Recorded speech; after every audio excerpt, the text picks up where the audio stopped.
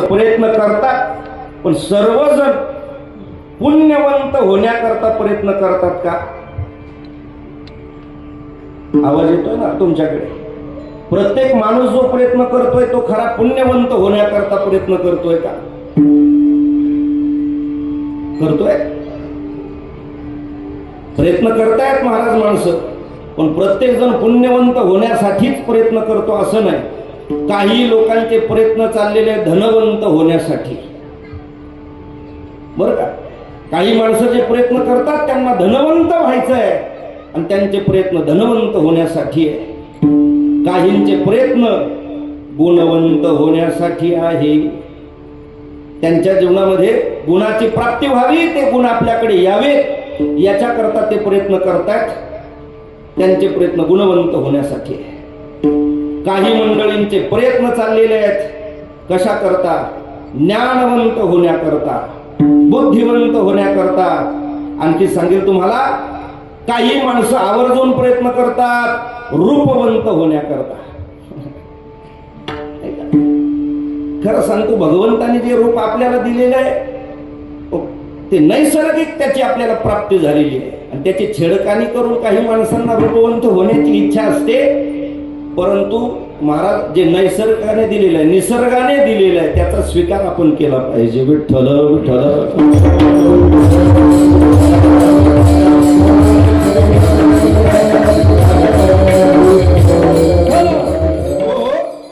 काय काय होण्यासाठी माणसं प्रयत्न करतात सांगितलं मी तुम्हाला.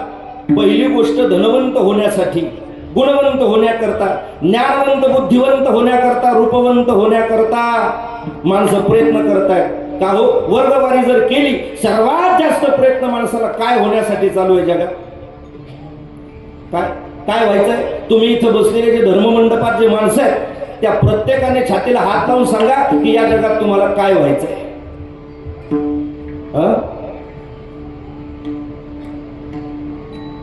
मला तरी असं वाटतं, शेकडो 90% लोकांना काय व्हायचंय? धनवंत व्हायचं आहे. धनवंत व्हायचंय. कुणाकुणाला धनवंत व्हायचंय? साठे भाऊ, धनवंत कुणाकुणाला व्हायचंय? सांगू तुम्हाला, शेतकरी वर्गाला काय व्हायचंय? शेतकऱ्यांना धनवंत व्हायचंय. झाले पाहिजे शेतकरी धनवंत, कष्ट आहेत त्यांचे. नोकरीवाल्या माणसांना काय व्हायचंय? धनवंत व्हायचंय. व्यापारी लोकांना काय व्हायचंय? धनवंत व्हायचंय. नाही, दुसऱ्याचं जाऊ द्या, कीर्तनकारांना काय व्हायचंय?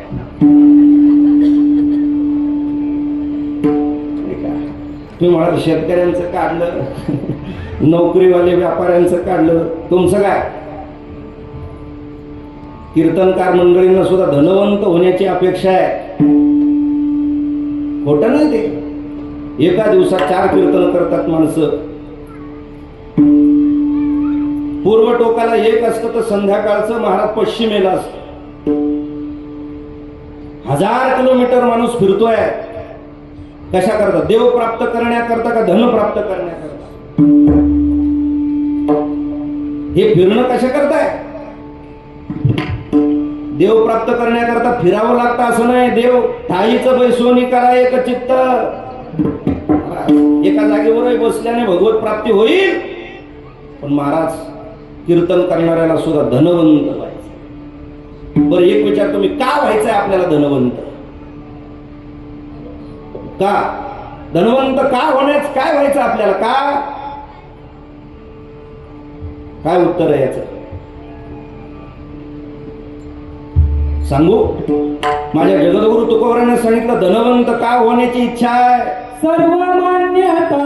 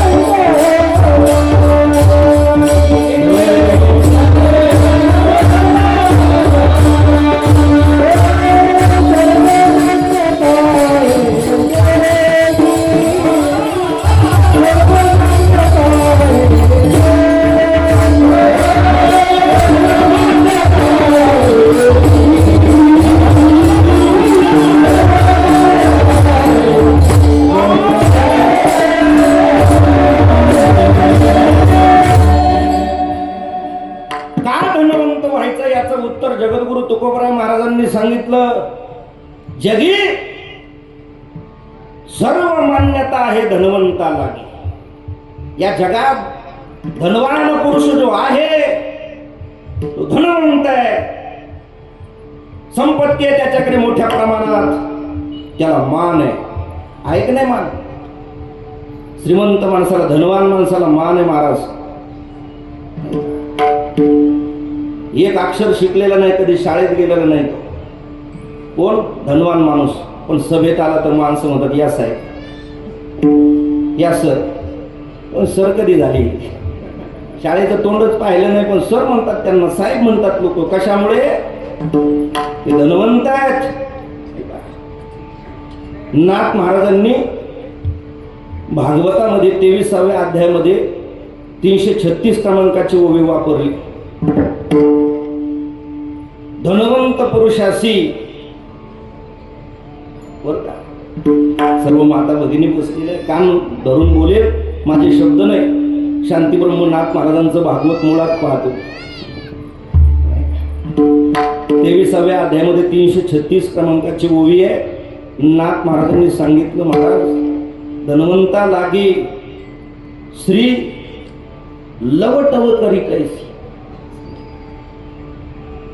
उदाहरण दिलं, पुढची ओवी नाही सांगत तुम्हाला, शब्द सांगून जाईल. फक्त हातामध्ये भाकरीचा तुकडा पाहिल्यावर एखादी दारातली कुत्री किंवा कुत्रा जसा पुच्छ म्हणजे शेपटी हलवतो ना, त्या पद्धतीने जोर पैसा आहे आपल्याकडे, धन आहे का, तोपर्यंत जग आपल्यासोबत गोड बोलल्याशिवाय राहत नाही महाराज. धन आहे आपल्याकडे, धनवंत आहेत माणसं, तोपर्यंत सर्व जवळ येतील महाराज, नाही का? जवळवरी चाले मोठा धंदा, जवळवरी बहीण म्हणे दादा. जब तक पल्लो में पैसा है हर कोई सलाम करे. झोपून राम राम करतात माणसं, जय हरी. या एखादा गरीब जवळून गेला त्याला पाच सुद्धा नाहीत माणसं त्याच्याकडे. श्रीमंत माणूस, धनवंत माणूस जेव्हा समोर येतो ना, जब तक पल्लो में पैसा है हर कोई सलाम करे. अपने पल्लो का पैसा खर्च हो गया किंवा संपला, काय होतं? कोई ना मीठा बोले. गोड बोलत नाही महाराज कोणी. बघा बाहेरचं जाऊ द्या, नाथ महाराज म्हणतात त्या धनाची जव होय तुटी, श्री वसवसूनी लागे पाठी. नाही का, जी गोड बोलणारी बायको होती ना, कधी येणार आहे तुम्ही? किती वेळ झाला? लवकर यायला पाहिजे ना तुम्ही. संपत्ती राहिली नाही, संपत्तीहीन झाला, धनहीन झाला. श्री वसवसोनी लागे पाठी. महाराज त्याचं बोलणं घरामध्ये गोड वाटत नाही कोणा, कोण वाटत. नाथ महाराज म्हणतात, म्हणून माणसाला धनवान होण्याची, धनवंत होण्याची इच्छा आहे. पण ऐका दादा, कितीही धन आपण कमवलं ना, तरी एक दिवस जीवनामध्ये असा येईल, कसा? माया के दीवानो सुन लो, एक दिन ऐसा आएगा, धन दौलत और माल खजाना यहाँ पड़ा रह जाएगा. सुंदर काया, सुंदर काया मिट्टी होगी, चर्चा होगी गली गली. ले लो रे कोई राम का प्याला, शोर मचाओ गली गली. बोलो राम राम, बोलो श्याम श्याम. माया के दीवानो, माया म्हणजे सारे दिवाने झालेले महाराज, नाही का? संपत्तीचे दिवाने, धनाचे दिवाने झालेली माणसं आहेत. एक दिवस असा येईल महाराज, संपत्ती कमवलेली अशी राहील. आपलं आयुष्य संपल्यानंतर आपल्याला ती धनसंपदा सोडून जावं लागेल.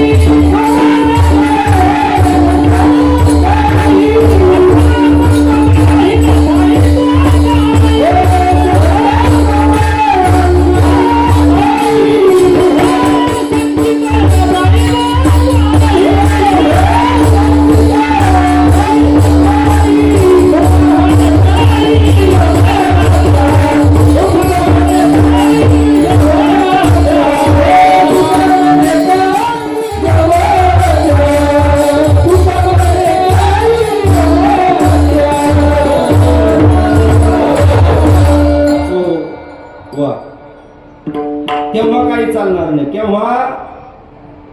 मग तेथे नचले काही, सत्ता संपदा राहील ठाईच ठाई. पुढे संचित जाईल ग्वाही, तुका म्हणे तै यमाज्ञा झाल्यावर हे सर्व राहील असंच. म्हणून आपलं आयुष्य जर आपण धनवंत होण्यासाठी खर्च करत असू तर विचार केला पाहिजे. काम नाही येणार महाराज ते धन. आमचे गुरुजी सांगायचे धन काम येतं फक्त दवाखान्यापर्यंत. जागे आहे ना तुम्ही? आपण कमवलेलं धन कुठपर्यंत काम येतं? आपल्याला दवाखान्यात भरती केल्यानंतर. मग ते आपल्या जवळ किती असू द्या कमीच पडतं महाराज. ते कुठं? दवाखान्यामध्ये. अनुभव आला असेल तुम्हाला दवाखान्याचा. ज्यांना ज्यांना दवाखान्याचा अनुभव घेतलेला आहे त्या मंडळीच्या लक्षात येईल किती पैसा असू द्या तुमच्याकडे. जेव्हा आपली घरातली एखादी जवळची व्यक्ती आपण दवाखान्यामध्ये ऍडमिट करतो आणि तेव्हा डॉक्टरला विनंती करतो, डॉक्टर साहेब किती पैसे लागू द्या, फक्त काय झालं पाहिजे, आमचं पेशंट वाचलं पाहिजे, आमचा रुग्ण बरा झाला पाहिजे, ठणठणी तो घरी किती पैसे लागू द्या. डॉक्टर म्हणे किती आहे तुमच्याकडे? किती आहे? आम्ही तयारच आहे. पोतेच्या पोते रिकामे होतील तुमचे. तिथपर्यंत कामाला येईल तो पैसा. खरं सांगतो तुम्हाला, मृत्यूने आपला प्रवास थांबत नाही. ऐका बरं, मरण म्हणजे प्रवास थांबणार का? मरण म्हणजे प्रवास थांबणं नाही. मृत्यू म्हणजे आपला प्रवास थांबत नाही. आपला प्रवास सातत्याने चालू असतो, नाही का? एकदा मरून संपत नाही. म्हणून तर महाराज म्हणले पुनरपी मरणम पुनरपी जननम. पुन्हा पुन्हा मरावं लागतं, पुन्हा पुन्हा जन्माला यावं लागतं. नित्य प्रवास आहे आपला हा सुरू. आणि मग धन हे अंतिम टप्पा नाही महाराज. दवाखान्यापर्यंत महाराज ते धन आपल्या बरोबर येईल. पुढील प्रवासामध्ये आपल्या उपयोगात पडणार नाही. कोणी विदेशी दौरा केला असेल, कोणी इथं बसलेले आले का, भारत सोडून दुसऱ्या देशामध्ये गेले का? कोणी जाऊ द्या जास्त लांब, नेपाळला कोण कोण गेलेलं आहे पशुपतीनाथांच्या दर्शनाला. श्रावण महिन्यानिमित्त पशुपतीच्या दर्शनाला गेलेल्या माणसाला माहिती असेल की जेव्हा गोरखपूर सोडल्या जातं आपल्या भारताची असणारी सीमा येते तिथं, आणि मग नेपाळच्या हद्दीत जायचं आहे, तेव्हा असणारे ते गाईड मंडळी आपल्याला मार्गदर्शन करत असतात. तुमचं भारताचं चलन जे आहे ते बदलून घ्या. म्हणजे भारताच्या ज्या नोटा आहेत त्या बदला, कारण नेपाळमध्ये त्या चालत नाही. त्यांची करन्सी वेगळी आहे, त्यांच्या नोटा वेगळ्या आहेत. जसं आपल्या भारतातल्या नोटा विदेशात चालत नाही, तसं आपण कमवले धन पुढील प्रवासात चालत नाही. मग जे पुढच्या प्रवासात कामं येणार आहे ते कधी कमवण्याचा प्रयत्न केला पाहिजे. पण पुढच्या प्रवासाची चिंताच नाही आम्हाला. आम्हाला असं वाटतंय की आम्ही अमर झालेलो आहे, आमच्या जीवनामध्ये मृत्यू येणार नाही, आम्हाला पुढचा प्रवास करावा लागणार नाही, असा भ्रम आहे आमचा. पण आपल्या वाट्याला पुढचा प्रवास येणार आहे प्रत्येकाच्या. आणि म्हणून फक्त धनवंत होण्याकरता प्रयत्न नसावेत. याच्या पुढे सुद्धा आपल्या जीवनामध्ये काय काम येणार आहे? पुढं पुण्य काम येणार. काय काम येईल? पुण्य. आणि म्हणून मग धनवंतही व्हायचं जरी असेल तरी फक्त धनवंत नसावेत, त्याला जोडून माणसाच्या जीवनात तो पुण्यवंत सुद्धा असला पाहिजे. त्याच्या जीवनात पुण्याचं गाठोडंही असलं पाहिजे, पुण्याची सामग्री त्याच्याजवळ असावी.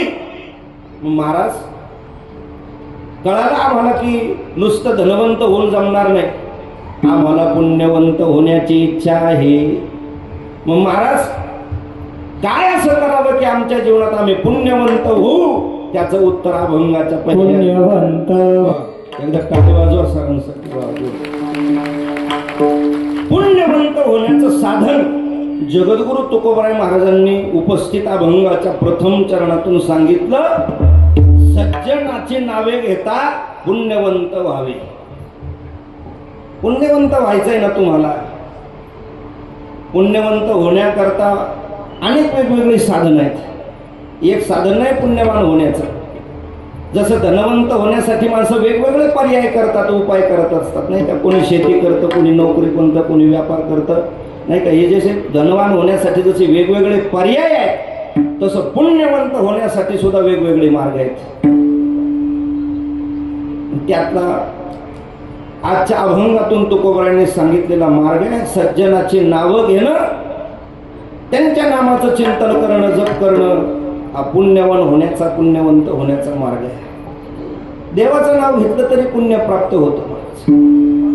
संतांच्याच नावाने पुण्य मिळतं असं नाही, देवाच्या नावाने सुद्धा पुण्याची गणना कोण करी हरिमुखे म्हणा, हरिमुखे म्हणा पुण्याची गणना. भगवंताच्या नावाने पुण्य प्राप्त होईल, व भक्ती मार्गाने पुण्य प्राप्त होईल, सत्कर्म केले पुण्य प्राप्त होईल. तसं सज्जनाची नावं घेतली पुण्य प्राप्त होईल. पुण्यवान आपण व्हाल. नेमकं महाराज तुम्ही सांगितलं सज्जनाची नावं, पण मग सज्जन कोणाला म्हणायचं ते नाही माहिती आम्हाला. कोणाला म्हणलं पाहिजे सज्जन? कोण आहेत सज्जन? कळालं आम्हाला सज्जनाची नावं घेतल्यावर पुण्य मिळेल, पण कोणाला सज्जन म्हणावं हे नाही माहिती. कोण आहेत सज्जन?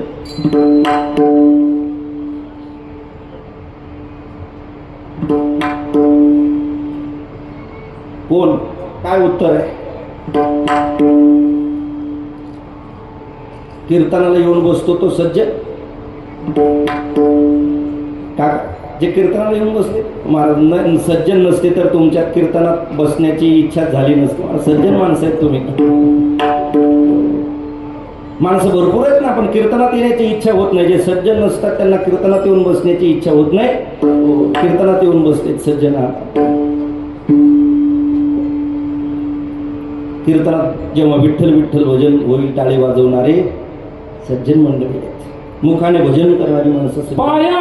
या सज्जनाची यादी वाचत असताना महाराज अनेक पैलू आहेत सज्जनाचे, एक पैलू नाही. एका पैलूने सज्जन ठरवता येणार नाही, पण खरं प्रामुख्याने तुम्हाला काही पैलू सांगेल, तुम्हाला ऐका. पुढच्यांना दुःख झाल्यानंतर ज्याचे डोळे भरून येतात बरं का, दुःख त्याला नाही, दुःख समोरच्याला आहे, परंतु स्वतः याच्या नेत्रामध्ये पाणी येतं, डोळे भरून येतात, कंठ दाटून येतो, त्याला म्हणा सज्जन. दुसऱ्याचे दुःखे सिने जाचे, दुसऱ्याच्या दुःखाने ज्याचा अंतःकरण द्रवल्या जातं बरं का. हो, मृदू सहाय नवनीत कैसे सज्जनाचे चित्त, ते चित्त सज्जनाचं चित्त आहे. दुसऱ्याचं दुःख पाहून, पीडा पाहून जो हळहळ करतो, दुःखी होतो, याच्या विरोधात दुसऱ्याच्या आनंदाने, दुसऱ्याच्या सुखाने जो सुखी होतो तो सज्जन आहे. एवढं सोपं नाही महाराज. शेजारच्याला पाणी लागलं किती लोक पेढे वाटतात. आपल्या शेजाऱ्याला विहिरीला बोरला पाणी लागल्यावर किती लोक पेढे वाटतात. घ्या पेढे, घ्या पेढे, घ्या पेढे. आमच्या कोयले बाबांनी विचारलं कशाचे पेढे वाटतो. आमच्या गावातला आमच्या शेजाऱ्याचा मुलगा कलेक्टर झाला, त्याचे पेढे. शेजाऱ्याच्या मुलाने कलेक्टर व्हावं, शेजाऱ्याने पेढे वाटावेत, याला म्हणायचं सज्जन. नाही तर खरं सांगू, एखाद्याचं बरं झालं, एखाद्याच्या जीवनात सुखाची अनुभूती आली, त्याचं बरं झालं की पोटात गोळा उठणारी माणसं, पोट दुखायला लागतं विनाकारण त्यांचं.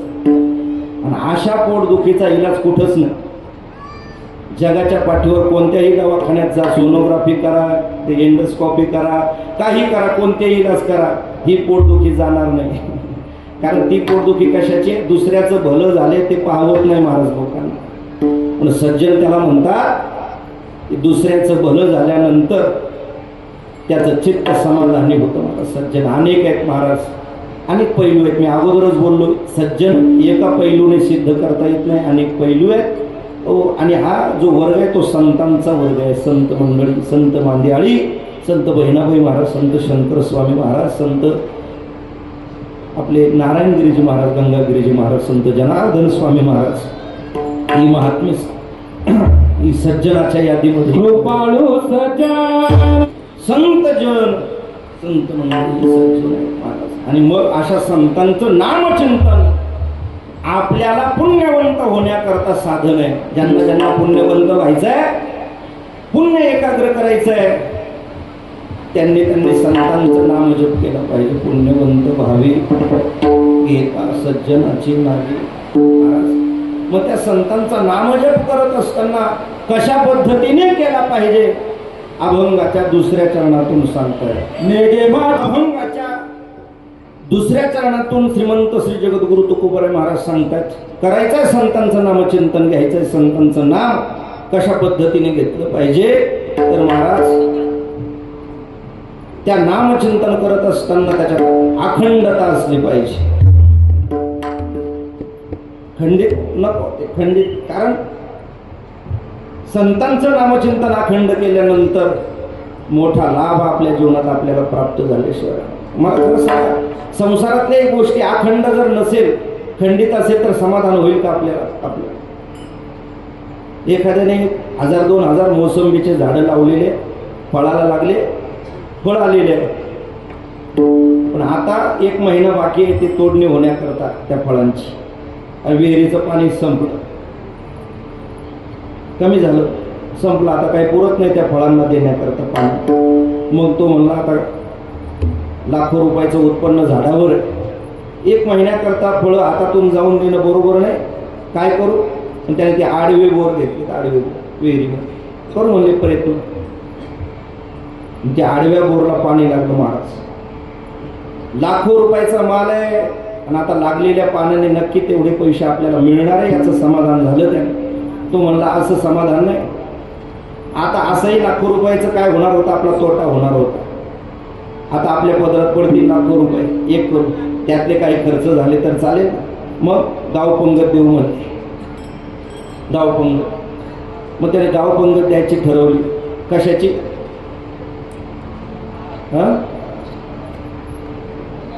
कशाची सांगा खरं, ते जेवणाऱ्याकडून कळालं तर बरं नाही का? बरं, तुमच्या वतीने मी सांगतो, तू म्हणला लाडूची पंगत देऊ आपण, नाही का? लाडूची पंगत द्यायची. आचार्य बोलवले, किती माणसं येणार तेवढं. सामुग्री यादी झाली, सामुग्री आली. मंडप कुणाचा द्यायचा? म्हणले याचा त्याचा द्यायचाच नाही, वायुनंदनचाच सांगू आपण. त्यांच्या मंडपात बसतो, दुसऱ्याचं नाव कशाला घ्यायचं, नाही का? नेवाशाचे आमचे दादांना फोन केला, त्यांचा मंडप ठरला. ते म्हणले मग मंडप दिला, जेवण आहे, आणि मग माणसं स्वयंपाक होईपर्यंत असेच बसतील, मग त्याच्यासाठी काय करू म्हणले, कीर्तन ठेवू ना. कुणाचं? वा,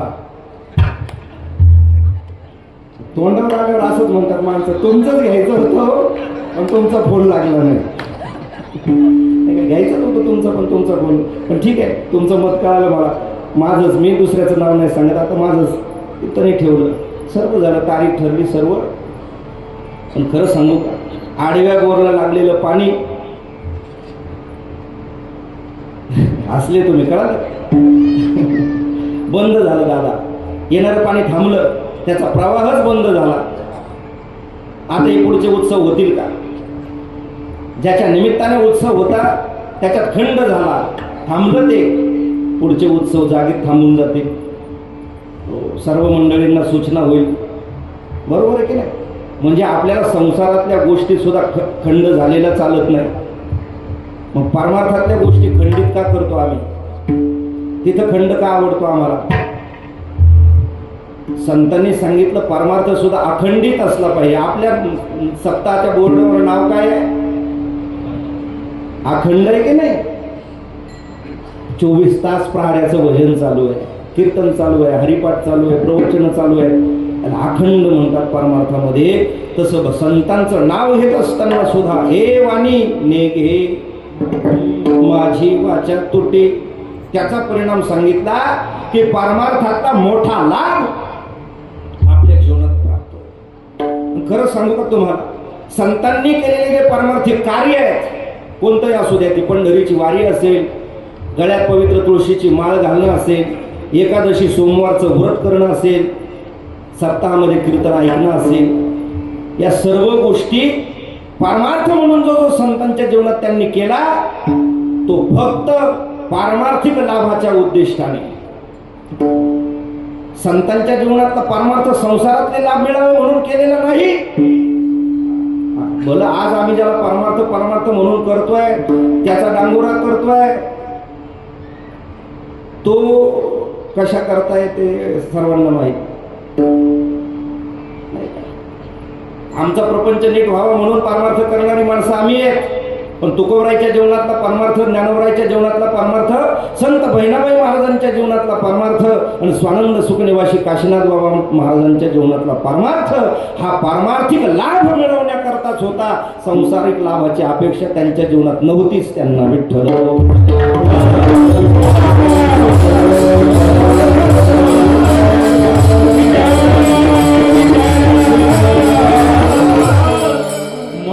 आपल्याही जीवनात आपल्याला पारमार्थिक लाभ मिळतील. बरं का, पारमार्थिक लाभ मिळतील. तुम्ही घ्या संतांचं नाव. एका संतांच्या नामाचा महिमा सांगितला आमच्या संत मंडळीने. बरं का, कुणाचं नाव घेतल्यावर काय पारमार्थिक लाभ मिळतो. निवृत्तीनाथांचं, संत निवृत्तीनाथांचं नाव जर घेतलं तर महाराज 4 अक्षर आहेत निवृत्ती, 3 अक्षर आहेत निवृत्ती. काय होतं तर महाराज भगवत स्वरूपता त्या निवृत्ती नामाने प्राप्त होते. ज्ञानदेव नामाचा महिमा सांगितला नाही का, ज्ञानदेव चतुराक्षरी नाही का महाराज. हे ज्ञानदेव 4 अक्षराचं नाव आहे, पण त्या नामाचा महिमा सांगितला आमच्या संतांनी. काय ज्ञानदेव म्हणता ज्ञानदेव देतो. ज्ञानदेव ज्ञान देतो म्हणले नाही का. आणखी ज्ञानदेव म्हणता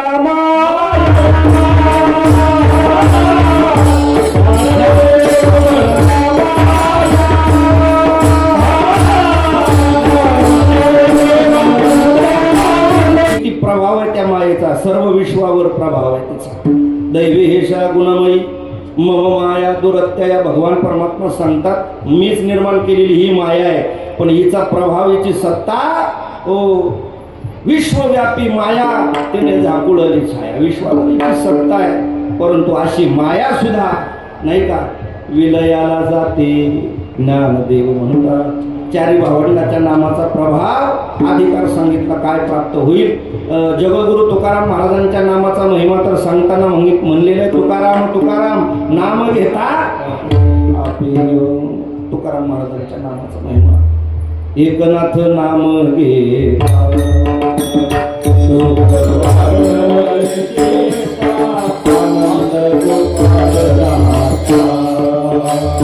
अखंड करा. वाणीला उपदेश केला. बरं का, वाणीला सांगितलं की हे माझे वाचे भगवंताचं नाव घे, संतांचं अखंड नामचिंतन कर. नवल सांगू का, वाणी आपलं ऐकते हो. आपल्या मुखातली वाणी आपलं ऐकते का लोकांचं ऐकते. काय उत्तर आहे. आपल्या जीभ आहे ना, वाणी म्हणजे जीभ आपल्या मुखातली. ती जीभ नेमकं कोणाचं ऐकते. ऐकते ना स्वतःच. असं कधी झालं का तुम्ही तिला सांगितला उपदेश केला आणि तिने नाही ऐकलं, ती म्हणली नाही नाही आज नाही सावड. तुम्ही सांगतात नाही जमत माझं आज, वेळ नाही माझ्याकडे. असं तुम्ही फक्त सांगा तिला हे देवाचं नाव नाही का. सुंदर सुभाषित आहे. सुलभम भगवान नाम जिव्हाच वशवर्तिनी तथापि नरकम यांती किमष्टर्य मद परम. शास्त्रकार सांगतात देवाचं नाव, संतांचं नाव घेणं सोपं आहे, अवघड आहे का. ज्ञानदेव तुकाराम म्हणून संत बहिणाबाई महाराजांचं नामचिंतन करणं, एकनाथ महाराजांचं नाव घेणं अवघड आहे का सोपं आहे. सोपं आहे, पण आमच्या त्याने ते सोपं करणं होत नाही, घेणं होत नाही, ऐकत नाही. आम्ही सांगतच नाही कधी त्या वाणीला घे म्हणून. परंतु इथं संत महात्मे सांगतात तुकोबराय म्हणले ने घे माझी वाचा तुटी. तुम्हाला माहिती का, ते कांदे लावणाऱ्याची टोळी असते. असते ना 5-7 महिला असतात, तिच्यात किती असतात 10-12 महिला असतात आणि त्या टोळीचं परत एक कोण असतं, एक मुकरदम असतो त्या टोळीचा. ती मुकरदम महिलाच असते त्यांची. एखाद्या शेतामध्ये गेली, ती काही असं रोजाचं नसतं महाराज, कशा असतात ती कांदे घेतली उधाळ म्हणजे काय म्हणतात उगते घेतलेले असतात. मग ती मुकारदाम श्रीजी सांगते, ती म्हणतात हे बघा आता आपल्याला उद्या दुसरीकडे जायचं आहे, जेवढं राहिलं तेवढं होईपर्यंत जेवायला सुद्धा थांबायचं,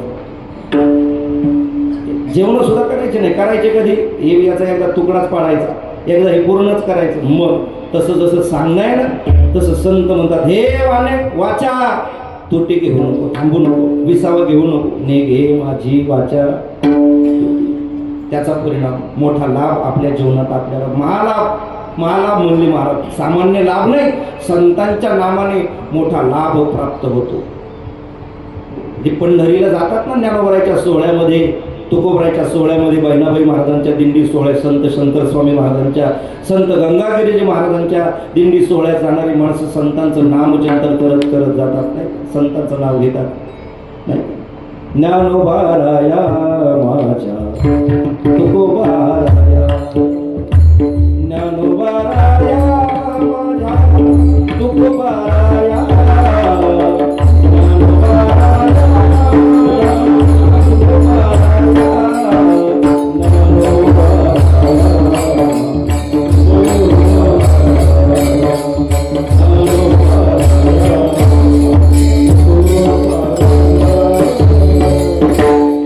निवृत्ती ज्ञानदेव सोपान मुक्ताबाई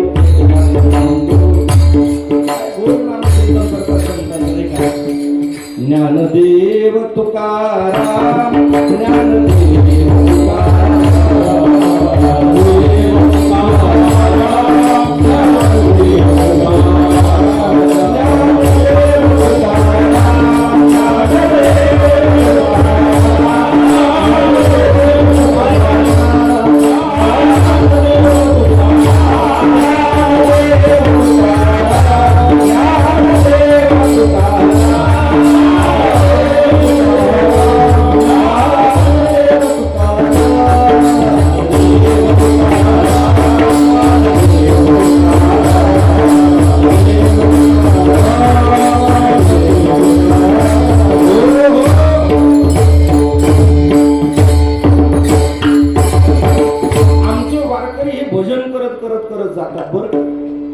संतांचं भजन नाही का, श्री ज्ञानदेव श्री तुका, वेगवेगळ्या आनंदात वेगवेगळ्या चालेल लावत संतांचं भजन सांगू तुम्हाला. या वाटेवर केलेलं भजन बरं का, भगवंताकडे जात असताना त्या वाटेवर केलेलं जे भजन आहे, त्या भजनाचा लाभ हा पारमार्थिक लाभ आहे, आणि संसारातले लाभ नाही महाराज. ते लिहिल्या जातं की हा व्यक्ती दिंडीत चालल्यानंतर किती वेळेस ज्ञानोबराय तुकोबराय भजन म्हणला, का फक्त पोह्याच्या ठिकाणी दिसतो, का फक्त 3 पंक्तीलाच दिसतो, हे लिहिल्या जातं महाराज. तिथं ज्या गोष्टी करता गेलो आपण ते झालंच पाहिजे. रस्त्याने आम्हाला संतांचं भजन, त्याच्यातून मोठा लाभ म्हणजे एक सांगतो तुम्हाला, पारमार्थिक दृष्ट्या सर्वात मोठा लाभ जर कोणता असेल तर तो भगवत प्राप्तीचा लाभ आहे. विठ्ठल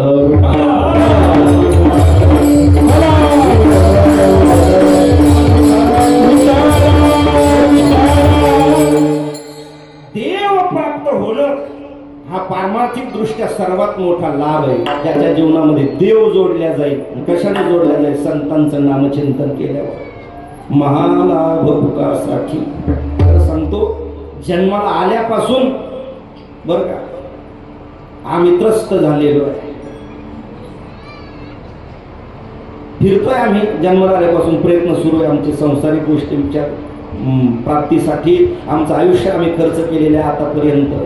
खरं सांगू, संसारिक गोष्टी प्राप्त करण्याकरता एवढे शिनभाग आमच्या जीवनामध्ये आला, तो संसारात कोणत्याच गोष्टीत घालवण्याचं सामर्थ्य नाही. काही करा तुम्ही, तुम्हाला इथं प्रपंचात आलेला शिनभाग घालवायचा असेल तर तुम्हाला पारमार्थात यावंच लागेल तुम्हाला.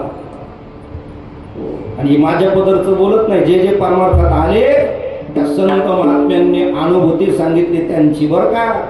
हो, आम्ही पाहिलं म्हणजे घरी शिनभाग घालवण्याचा प्रयत्न केला, तिथं नाही, इथं परमार्थात आलो आम्ही. मग भाग गेला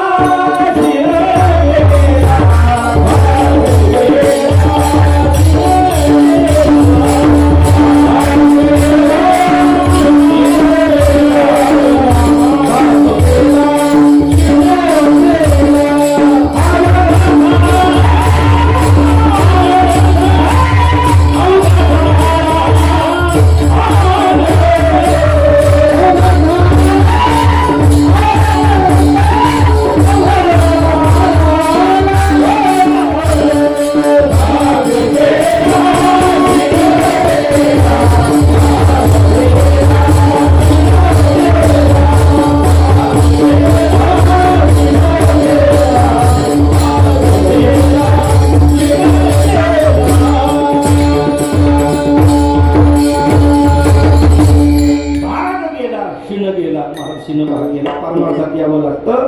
विश्रांती जी कुठं मिळत नाही ती परमार्थात भगवंताच्या ठिकाणी, आणि दुसरं उत्तर दिलं संतांच्या ठिकाणी. विश्रांती